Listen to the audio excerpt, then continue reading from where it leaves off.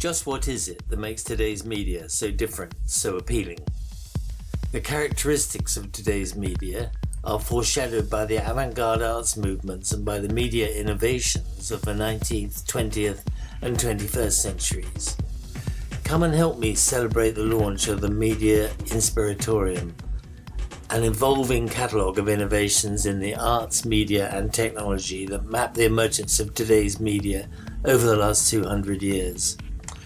We have never seen an intermediate history of art, an integrated history of all the arts.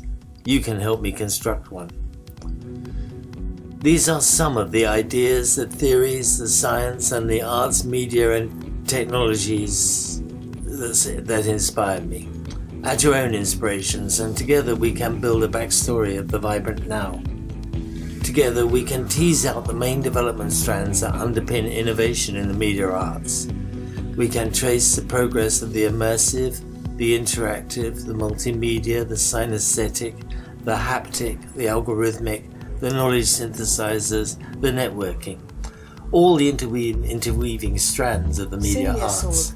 We can build an intermediate, transmedia or metamedia history upon which to base an art and design curricula fit for purpose in our new age. The Media Inspiratorium is intended to become a learning aid and a reference archive for all those students engaged in creating new digital media content and media platforms, all those engaged in the exciting, immersive, networked world of 21st century metamedia. All too often in recent experience, students at all levels of learning, even masters and doctoral and postdoctoral levels, have a very flimsy, often too specialized knowledge of the media arts and the ideas, both theoretical, visionary and scientific, that drives them. They know a little of the history of the discipline that most appeals to them, a little art history, a little about the history of photography, etc., but virtually nothing about the intermedia context of individual innovations. For example, it nearly always comes as a surprise to students that the innovations of Cubism, Post-Impressionism, Fauvism, Futurism etc. are coeval with the invention and aesthetic development of animation, film, and radio telegraphy, let alone a knowledge of the coeval invention of halftone and color print processes, autochrome color photography, and the modern invention of psychology by Freudendel, and the beginnings of quantum theory, the special theory of relativity, and James Joyce writing Dubliners, Bergson's creative evolution, Campbell Swinton's distant electric vision paper, Rosing's nip-cow disc experiments in television, Isadora Duncan's theory of modern dance, Winsor McCay's and Stuart Blackton's animation and combined live-action animation experiments, etc. In other words, the dynamic, evolving, real-time context of invention and innovation. The early decades of the 20th century enable us to compare the last 2 decades of our own mediated experience. By generating our own evolving map of this real-time context of innovation, we are helping students intuit the possibilities inherent in interdisciplinary and transmedia methods of working and exploring innovation. In terms of nurturing British capabilities in the globally increasingly important sector of telecoms and entertainment media and computing, the Media Inspiratorium will act as a developing archive of innovation across all these sectors, a resource for students and practicing designers to browse and take guided smart tours through a developing and evolving range of source materials, both historic and current, that map the innovation trail that pushes into ever wider envelopes of mediated experience and entertainment, in education, and especially in entrepreneurial fusions and fissions of these core sectors. I want to help artists, designers, engineers and other innovators by providing an online archive of how innovators in the past and the present have created new media and have mediated new experiences. For example, how artists and musicians in the late 1950s and early 1960s experimented with jazz poetry fusions, how poetry, conceptual arts, and the sculptural art produced polished concrete or concrete poetry during this period, how in 1957 Martin Heilig synthesized haptic, I am planning the development of this online archive into a full wiki-based collaborative project. The aim is to provide students and young designers, and everyone interested, with a detailed and hopefully inspirational guide to learning the backstory of our current multiply-mediated, broadband networked, interactive media environment. a repository of artifacts and examples designed to provide a browsable visual set of triggers or catalysts to inform and to invite further exploration, and to inspire those currently engaged in inventing new forms of content and new intermedia innovations. The Media Inspiratorium is suggested as a tool for catalysing further interest in the vibrant world of the digital media arts, with each entry providing a context field for further exploration.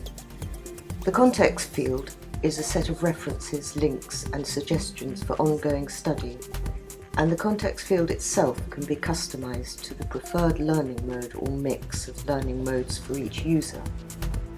The Media Inspiratorium would aspire to become an expertise network serviced by everyone for everyone else, a world brain-like extension of Wikipedia, a mundaneum like that envisaged by Paul Otley. So, what are the criteria I applied to my selection of media innovations? Well, naturally, first of all, they had to be new.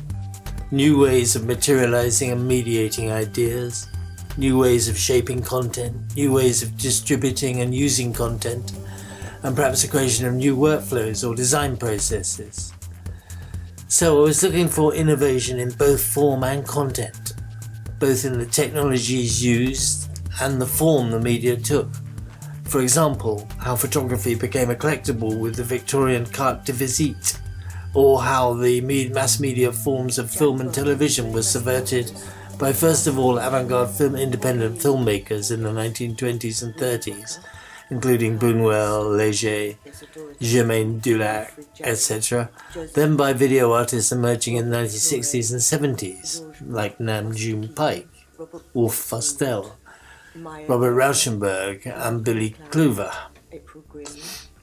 Then the content. This might also be a new remediation of content from an older form, like Marvel Entertainment's remediation of their comic strips as blockbuster movies, or the use of photography as a medium for portraiture, or the extension of maps into geographical information systems. Or it might be the invention of entirely new experience, such as that of computer simulations in Will Wright's SimCity, or the experiments of virtual reality in the 1990s and more recently. Or it may emerge from a new field of study, such as the creation of Gordon Pask's music colour in the early 1950s, from the new discipline of cybernetics, or the discipline of artificial intelligence in the last 50 years, giving us expert systems, language translation, Bitcoin, and a wealth of other stuff, including robotics, encryption, driverless cars, etc. Or it might be the invention of computer games or video games in the 1970s and 1980s that led from MUDs into MMORPG and virtual worlds like Second Life or World of Warfare. Or it may be the development of new technologies like communications satellites, satellite television, or multispectral scanners, or the multi-touch interface in Apple's iPad. I also wanted to feature the people who made these contributions to media innovation, or who had interpreted the zeitgeist in such a way that they have made a significant contribution to our culture. People like Sergei Diaghilev, Marilyn Monroe, Jackson Pollock, Elvis Presley, Marlon Brando, Coco Chanel, Charlie Chaplin. My hypothesis is that we invented the most wonderful meta-medium, a networked, interactive, multiple media teaching system that itself should be the basis of our future primary, secondary, tertiary and continuing education. A subject-less curriculum that is student-centred, project-based, guided and monitored by experts, by teachers, by lecturers, mentors, by professional practitioners, by critics, by researchers. All education would be based on the 1960s UK art school model. Projects set, mentor-supported, critiqued in one-to-one and group crits. The curriculum should be completely divorced from subject specialisms, themselves as anachronistic as monomedia. We will use the seamless flux of information on the webnet to create a seamless transmedia curricula that might meander endlessly through the Fluxus agenda and out over the broad underpinning fields of science, technology, the arts, computing, languages, history, So, geography. how does a subjectless all curriculum composited work? into billions of individual questions. There will be subject specialisms, of course. Individuals respond to their innate talents, their proclivities, their tastes, their drives, etc., to become good at a particular subject or a discipline. What I am striving for in a subject-less curriculum is that it begins with a generalist overview and with the aim of creating a generalist, trans-subject, trans-media or interdisciplinary approach to problem solving. Why? Because most practitioners in the philosophy of creation and innovation agree that it is in the cross-fertilization of two or more previously separate disciplines or matrices of knowledge that innovation mostly occurs. It was Arthur Koestler in Active Creation who broaches this idea of innovation by contrasting the invention methodologies and structures behind the work of scientists. He calls this the aha moment, comedians the ha-ha moment, and the philosopher the ah moment. Koestler reminds us that the Latin verb cogito, to think, means to shake together. The creator, he says, the creative act is not an act of creation in the sense of an Old Testament. It does not create something out of nothing. It uncovers, it selects, it reshuffles, combines, synthesizes already existing ideas and facts and faculties and skills. The more familiar the parts, the more exciting the new whole.